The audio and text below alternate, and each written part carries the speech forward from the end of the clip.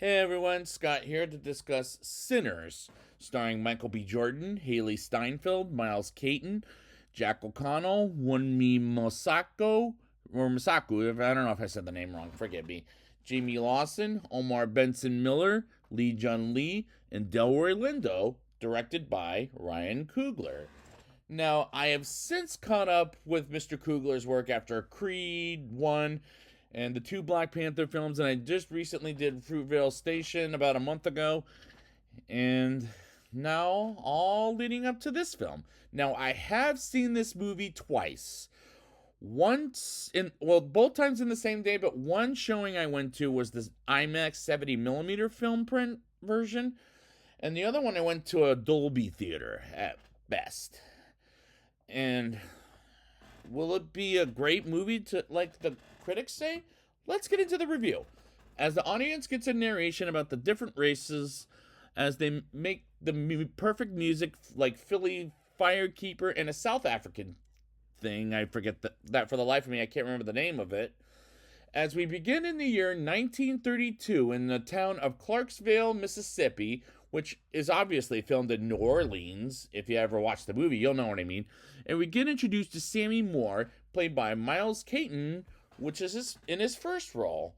Driving inside a church while bloodied up and see a pastor who happens to be his father Jedediah as he begs Sammy to put down the broken guitar.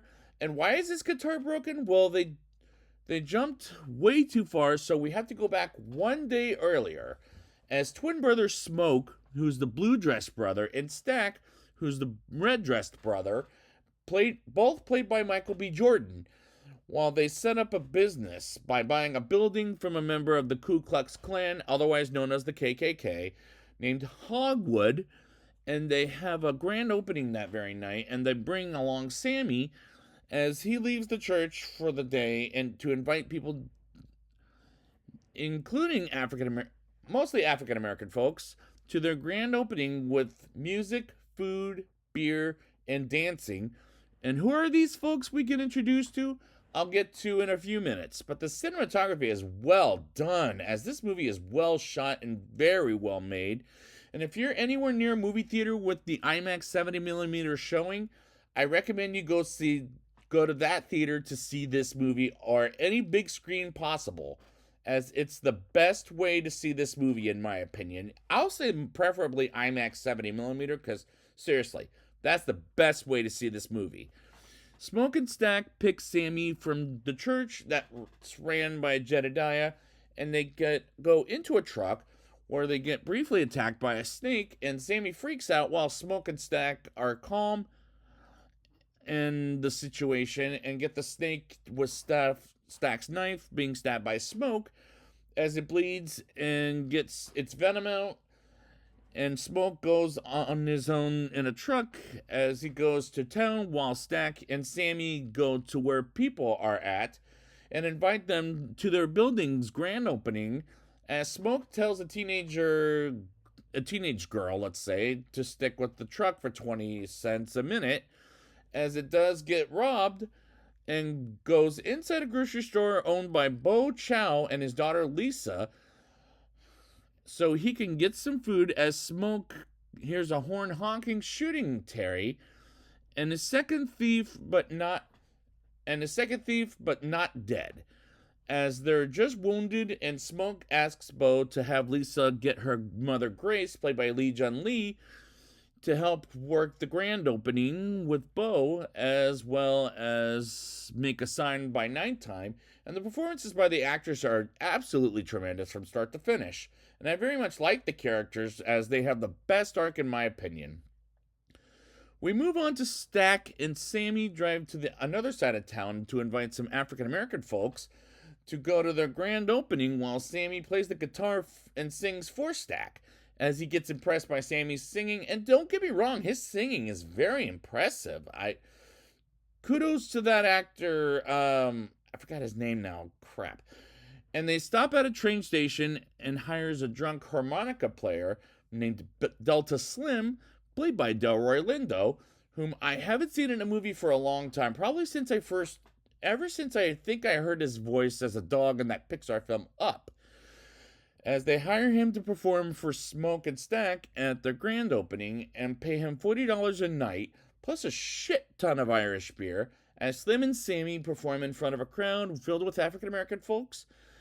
As we get introduced to a married woman in which Sammy flirts with named Pearline, played by Jamie Lawson, and a white girl approaches Stack as her name is Mary and is played by Haley Steinfeld, as they used to be lovers back in Chicago, Illinois, and Stack and Sammy take Slim to the next stop as they pass by one of the prisoners that are African Americans, as one gets shot by a white guard, and those racist motherfuckers should burn in hell, as the production design is well done, as the set decoration is great throughout this movie, in my opinion. Stack, Sammy, and Slim approach Cornbread, played by Omar Benson Miller, and they demand him to pay some money for his wife, Therese, who's pregnant with the child, while Smoke visits a grave where he finds Annie, played by Wunmi Mosaku, forgive me if I said the name wrong, and talks with her about the grand opening, and he wants her to cook for them, and which she agrees while Smoke humps her ass, which was kind of funny in a strange way. While the movie is a little too long, but I'm actually having a great time viewing the movie both times from start to finish, and the editing makes this movie move fast despite this is a 2 hour 17-minute movie, but it went by so fast, and the plot feels simple, as the first half is hiring and inviting people to the grand opening, and the second half gets fucking scary as hell. And I'll talk about it when I get there. Remick, played by Jack O'Connell, smokes up like he's a fucking vampire, and thanks to the trailer, it was telegraphed, and goes to the house of Bert and Joan, as they're part of the KKK racist motherfuckers, while some of the natives come by the house, or Native Americans, excuse me very much, come by the house, and Bert and Joan protect Remick from the Native Americans, and suddenly he turns Bert into a vampire, and she off-screen gets turned into a vampire as well, and the music in this is picked well, as the songs are spectacular.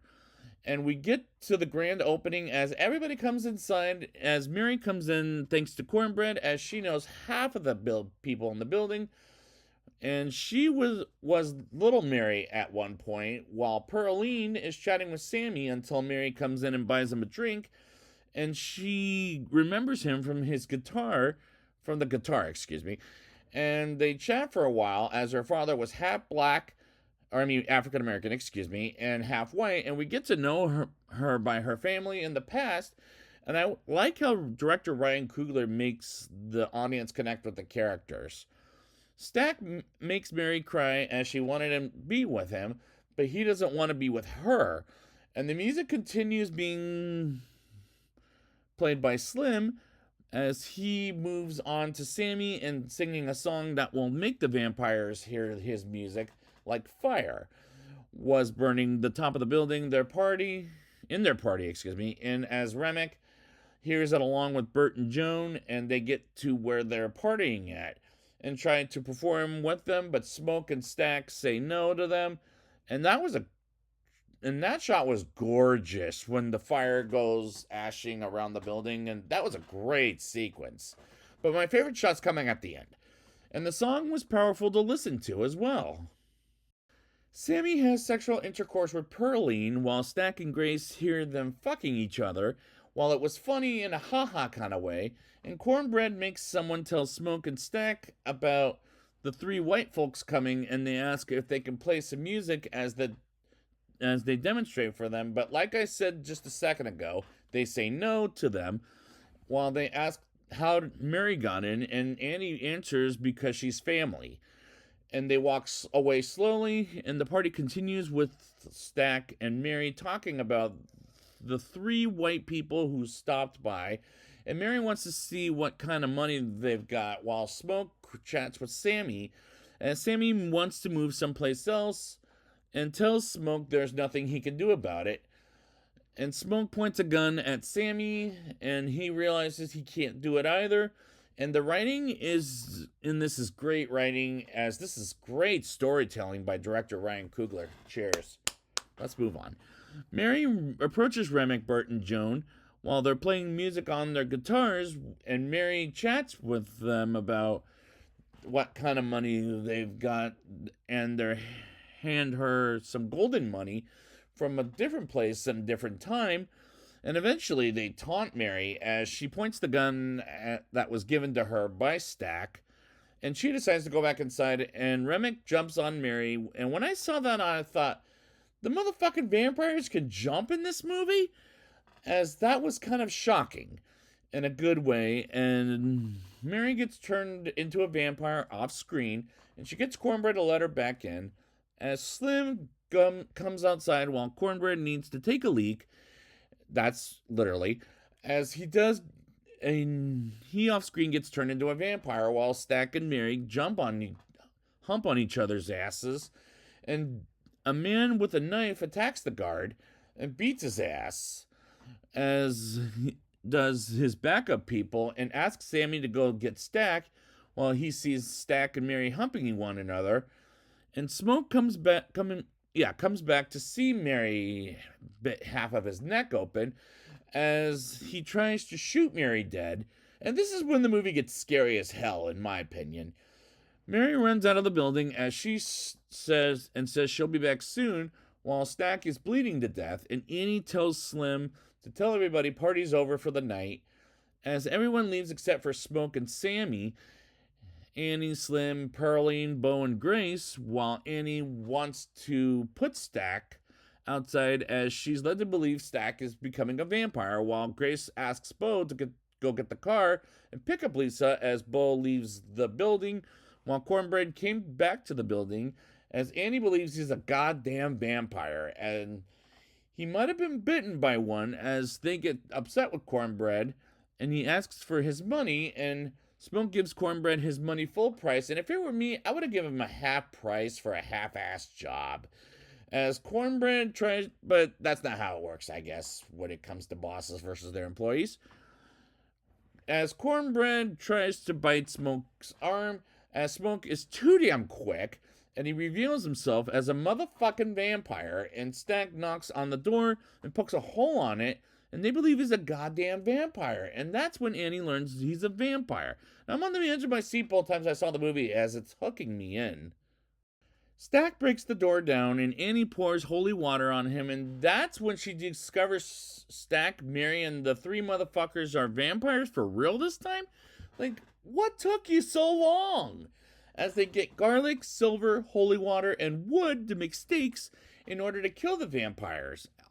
All of them, as they throw a dead body out of the building, and Remick sings songs with the vampires as they sing one that I swear to God sounded a hell of a lot like the song in the credits in the first Sherlock Holmes movie, which I reviewed earlier this year. While the people aren't turned into vampires, each garlic, while Pearline doesn't like the taste of garlic, as she thinks this is ridiculous, as Smoke points a gun at Pearline, and she eventually eats and swallows it, and so does Slim, and that's because he's a drunk, as it takes him a minute to feel the garlic in his stomach, as that was a little humorous, kind of. And one guy comes by and knocks on the door, and Smoke opens the door as Cornbread turns him into a vampire. And Bo is also a vampire and sounds like one as well, as Remick comes to the door as well and threatens Grace by going to Lisa. And I felt bad for Grace, as this is effective filmmaking. Remick wants Sammy to sing a song in order to see his people again, as Stack, Mary, Hogwood's nephew, Bert, and Joan come by, and the bitten people come by the humans, and it took me my second viewing to learn Bert is part of the KKK, and his uncle is Hogwood, who sold Smoke and Stack the building in the beginning of the movie, as Grace wants to fight off against the vampires. While they talk about staying in the building until the morning, and all the vampires come in the front of the building, and the people want to fight against the vampires, and it starts off, and most of the alive people either get turned into vampires or killed, like Annie is close to turning into a vampire until Smoke puts a stake through her, and they all become vampires except for Smoke and Sammy, and that action sequence was intense as hell. Sammy goes outside with his guitar and is jumped by Remick, with Smoke and Stack fighting brother to brother as human versus vampire, and the fight ends with Smoke almost killing Stack, but I'll talk about what happens at the end while the other vampires pray to Sammy as they try to bring Remick's people back to life, and the sunrise approaches as Smoke stabs Remick and with the stake, and sunrise comes further and further and turns the fucking vampires into ash, and they burn in hell. And Smoke gets a thing where the dead lion full of guns to prepare for some unfinished business against the racist motherfuckers known as the KKK. While we go back to the start of the movie, with Sammy entering the church owned by his father Jedediah, as he tries to make him put down the broken guitar, which explains that opening scene, and we get flashbacks from the day before when people prepared for the grand opening, while Smoke tries to make a cigarette and can't do that well. That was well done, killing all the vampires, as this is becoming one of director Ryan Coogler's best movies, in my opinion. Smoke prepares for the KKK's arrival as they tried to kill Smoke and Stack, but Smoke kills each and every single motherfucking last one of them, except for Hogwarts at first. And Smoke asks Hogwarts for a cigarette, and he reluctantly gives Smoke one. And he sits down while he sees Annie along with, I believe, their child Elijah, as I didn't understand what the fuck was going on at that point in the film. And he puts out the cigarette and kills Hogwarts completely and holds his dead body. And I'm led to believe Sammy moved on to Chicago until we move on to an older version of Sammy in the year 2002. And credits roll to while Sammy plays the guitar, and mid-credits scene comes on to an elderly Sammy being visited by Stack and Mary while they still look young. And why are they still alive? Mary, I didn't necessarily get, but Stack was never killed by Smoke earlier in the end of the film, despite Smoke tells Stack to stay the fuck away from Sammy, as they have a drink and hear a song from Sammy as he sings like the way he did back in 1932. And they say their goodbyes to each other, and the rest of the credits roll to an after credit scene where we get a younger Sammy creating a new song, and he sings in the future in a church, and the climax made this probably my favorite movie of this year, but it's still April and I've got time. But what rating will it get? Let's talk about it. I'll give this movie a 9.5 out of 10. Not only is this Ryan Coogler's best work, along with his star Michael B. Jordan, but it's probably so far the best movie I've seen this year, as the cinematography is well done, as this movie is well shot, well made, and if you see this movie anywhere, I recommend you see this on IMAX 70mm showing. If you're anywhere near a movie theater with that format, go for it, as you won't be disappointed. And the performances by the actors are absolutely tremendous from start to finish, and I very much like their characters, as they have the best arc in my opinion. The production design as well as the set decoration is great throughout the movie, while the movie is a little too long, but I actually had a good time viewing this both times from start to finish. And the editing in this makes this movie move fast. Despite this is 2 hours and 17 minutes, but it went by so fast, as this plot is simple. The movie is fucking scary as hell when I get to the dance party scene, and on as the music in this movie is picked well, as the songs are spectacular in my opinion, as well as director Ryan Coogler doing a good job at making the audience connect with the characters, as this is a strong recommendation for this movie, and this is shot gorgeously. While some of the songs they sing in this movie are absolutely powerful, and this is Ryan Coogler's best movie so far, and my favorite film of this year so far, as it was tremendous to watch. Despite we're still in April, we have time until next year comes, and I would like to thank you guys for joining me for Fruitvale Station, and I've reviewed Creed and Black Panther, 2 films. And now, I'd like to thank you guys for joining me for this review. And until then, Michael B. Jordan and Ryan Coogler, kudos to you guys. Let's hear it for them.